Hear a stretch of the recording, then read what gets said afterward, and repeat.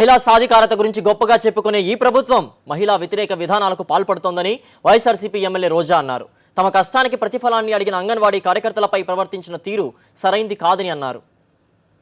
ఈ రాష్ట్ర ప్రభుత్వం మహిళా సాధికారత గురించి గొప్పగా చెబుతూనే మహిళా వ్యతిరేక విధానాలతో ఏ విధంగా ముందుకెళ్తుందో మీరందరూ గమనిస్తున్నారు.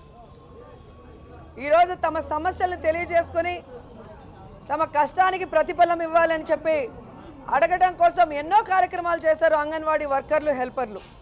కానీ జిల్లాలలో అవన్నీ పెడచెవిన పెట్టడం వల్ల చలో అసెంబ్లీ అంటూ అసెంబ్లీకి వచ్చి తమ యొక్క కష్టాలని అసెంబ్లీకి తెలియజేయాలి, ముఖ్యమంత్రి గారికి తెలియజేయాలి అనుకుంటే ఈరోజు ఎక్కడికక్కడ వాళ్ళని రైల్వే స్టేషన్లలో, బస్ స్టాండ్లలో, మరి పని నుంచి ఇంటికి వెళ్తున్న సమయంలో వాళ్ళని పట్టుకొని మేము వెళ్ళము అని చెప్పి వాళ్ళతో సంతకాలు చేయించుకునే దాని వరకు ఎంత దారుణంగా మరి మహిళలను కూడా చూడకుండా వాళ్ళని లాక్కుపోయారో కూడా మీరు అందరూ కళ్ళారా చూశారు.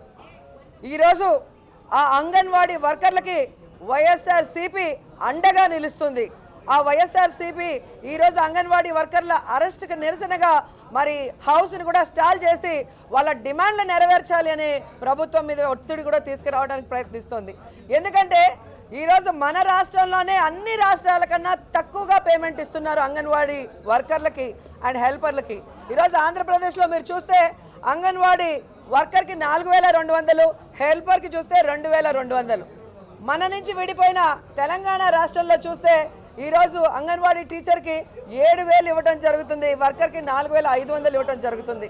అలాగే మన పక్క రాష్ట్రమైన తమిళనాడులో చూస్తే అంగన్వాడీ వర్కర్కి 8000, హెల్పర్కి 4000 ఇవ్వడం జరుగుతుంది.